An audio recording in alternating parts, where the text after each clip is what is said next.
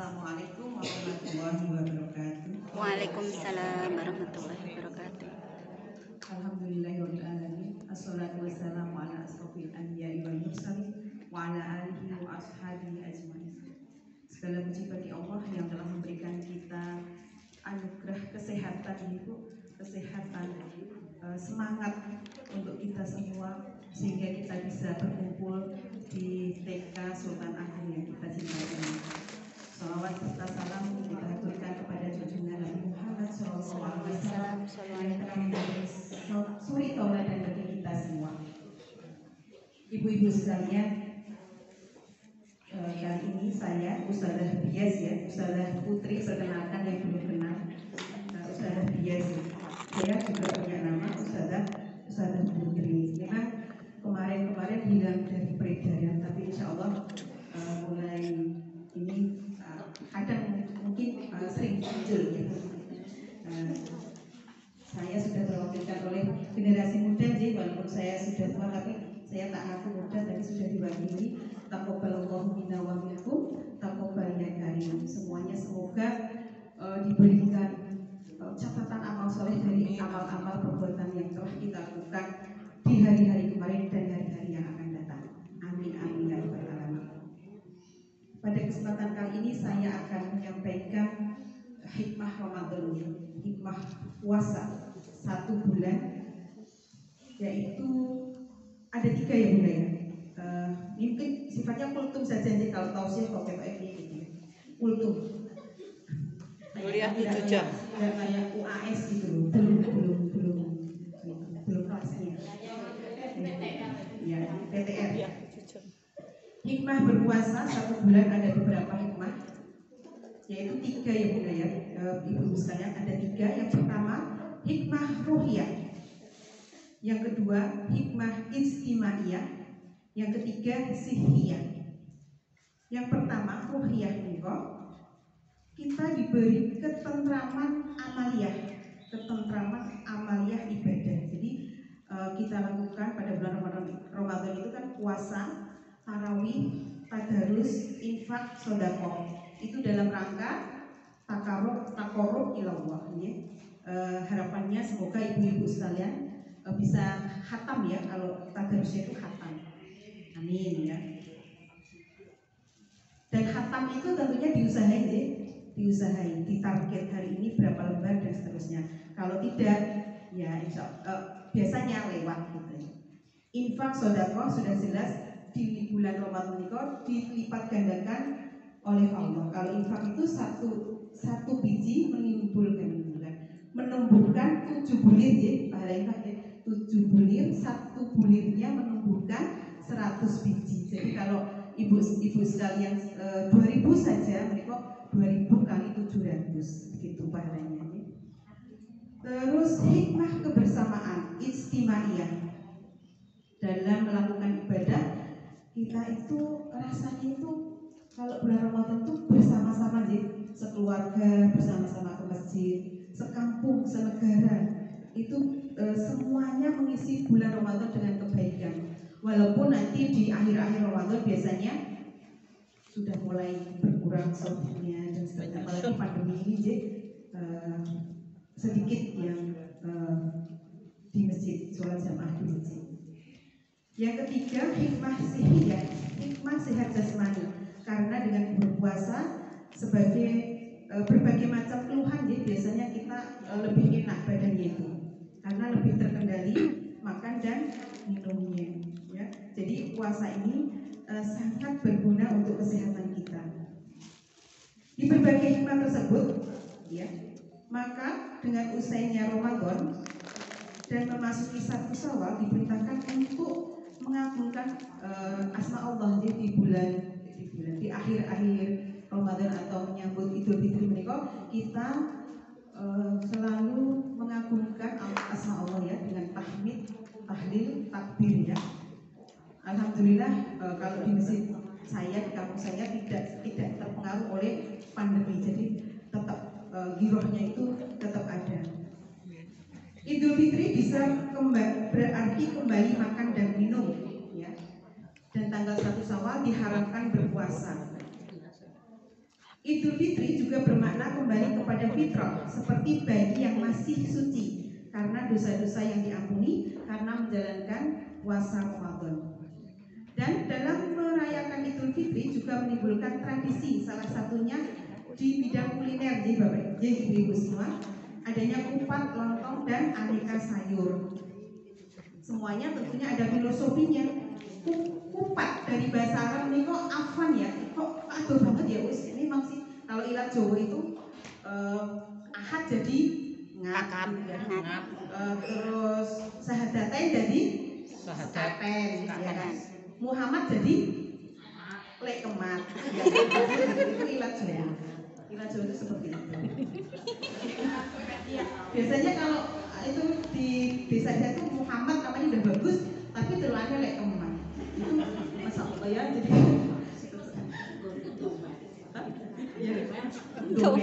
memet gitu ya. Itu wong Jawa, masya Allah ya. Kupat dari bahasa Arab afan, artinya permohonan maaf, dan dalam bahasa Jawa kepanjangan dari ngaku lepat. Kupat, ngaku lepat. Baik ngaku lepat kepada Allah atas segala dosa kita, dan ngaku lepat terhadap sesama, kepada sesama manusia. Selanjutnya, kupat terbuat dari janur, tidak ada yang terbuat dari plastik. Walaupun sekarang ada loh yang lorong-lorong itu dari dibungkus plastik dan rasanya tetap berbeda sih Bu. Produknya gitu, produk rasanya ini kurang serg, tidak sehat betul Bu. Janur bagi orang Jawa merupakan ornamen tanda orang sedang bersuka cita. Perayaan Walimatul Urus, perayaan hari kemerdekaan, dan tidak ada yang pasang janur di waktu kematian. Ya, kematian tidak ada. Itu bendera putih. Karena janur berasal dari kata ja'anurun, janur, cahaya, datangnya cahaya. Selain laku lepat juga bermakna laku papat. Laku papat itu apa? 1. Lebaran, 2. Luberan, 3. Leburan, 4. Laburan. Saya ulangi, 1. Lebaran, 2. Luberan, 3. Leburan, 4. Laburan. Lebaran menikah arti bahasa kata dasarnya bar, bar. Semua rumah dibuka pintu lebar, hati terbuka lebar karena kebahagiaan. Luber mau berbagi kebahagiaan dengan rezeki. Rasanya dulu mau kabeh Ibu kalau mau menyambut hari raya itu lombong. Terus lah lomba-lomba. Ya, semuanya diobrol kayak itu ya Allah Gusti semuanya ya.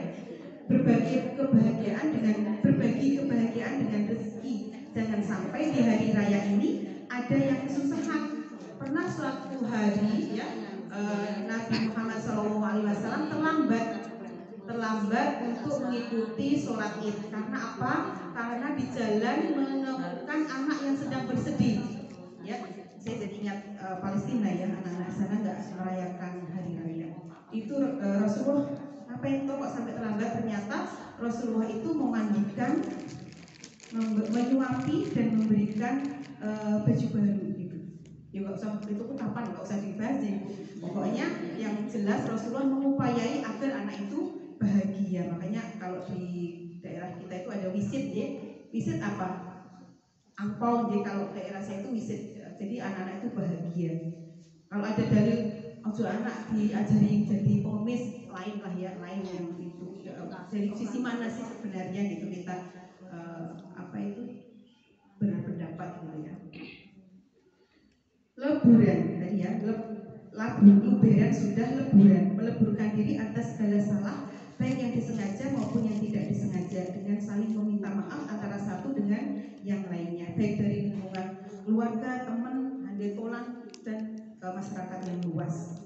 Makanya dalam kuliner Jawa dikenal adanya lontong, olone wes potong, atau lepet. Kalau orang kudus Panturaksana itu ada lepet yang dari beras ketan meniko, itu olone dilipet. Artinya wes aku kurang ngerti olone bunyi wis orang ngerti. Adanya bagusnya, ya, bagus semua. Saudara kita itu bagus-bagus semua. Yang terakhir laburan. Kalau orang-orang zaman dulu itu belum kenal cat, itu rumahnya di labur ya. Yang rumahnya desa itu kalau kita itu senden, misalnya bukan bini ireng mesti gabul-gabul gitu. Itu namanya labur.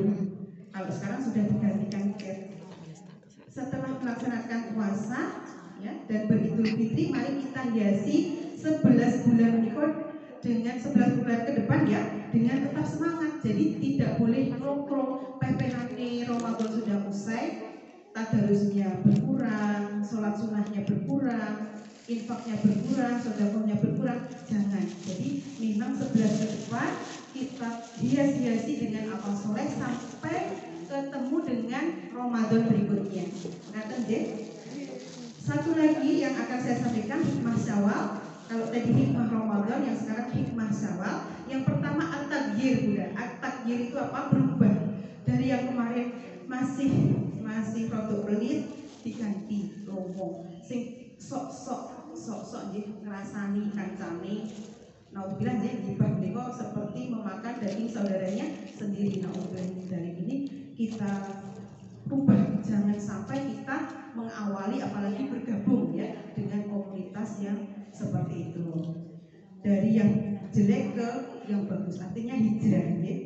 Al-intiba, bagi dari keterpurukan. Kalau yang kemarin rasanya tahun kemarin itu aku merasa apa ya, uripku gini-gini wae. Nah ini diusahakan di bulan Syawal peningkatannya intiba, bangkitlah dari keterpurukan. Yang ketiga sifat atau mengobati. Kalau kemarin kita sering galau, sakit-sakitan, kita introspeksi ya, introspeksi dengan mengobati, karena obat yang paling mujarab adalah diri kita sendiri. Terus sifat ini juga berarti menambah, yang kemarin hanya sholat subuh duhur 5 waktu tokil, itu bisa ditambah dengan rawatib dan merajinkan tahajud ya Bunda ya. Kalau ibu-ibu biasanya saya lah ya, itu tahajudnya jongling ya. Tahajudnya jongling apa ya bahasa Indonesia yang pegang benar ya? Bolong itu ya. Itu nanti kita repotkan lagi, kita rajinkan biar lebih meningkat ya. Biasanya kosike tapi ternyata bablas sampai esok. Terus yang terakhir yaitu ada 5, yang keempat atartib, yaitu merapikan kehidupan. Yang kemarin itu maut, rasanya uripku kok maut, ini hampir sama-sama ya maut. Seperti komputer atau laptop itu didefrag nanti, diulang lagi, di-restart lagi, ditata lagi hidupnya. Nah biasanya tangi jam 3, saya tangi jam 2 misalnya. Atau bagaimana lah, yang penting kita merapikan hidup kita agar lebih baik. Yang terakhir al-amalu, yaitu membangun harapan-harapan baru ya. Jangan pernah putus harapan ya Bunda ya. Contohnya apa ya, kalau kita itu kan merasa kadang nggak terus ya. Ada masa lemes, masa yang koyoknya menyerah gitu ya, kadang tuh orang itu seperti itu. Nanti kita review lagi, Allah itu luas ya, luas, dan kita harusnya punya harapan yang luas juga, punya harapan-harapan baru, dan ini akan berpengaruh terhadap semangat hidup kita. Jadi itu yang bisa saya sampaikan, semoga bermanfaat Bunda-bunda semua. Terakhir dari saya, semoga ibu-ibu guru TK segugus Kamsat Harjo menika selalu diberi kesehatan, selalu diberi rezeki yang berkah, keluarga yang sakinah mawaddah warahmah, dan dilancarkan segala urusan. Amin. Jazakumullah atas perhatiannya. Mohon maaf apabila ada kekurangan. Dan wabillahi taufiq wal hidayah. Wassalamualaikum warahmatullahi wabarakatuh. Waalaikumsalam warahmatullahi wabarakatuh.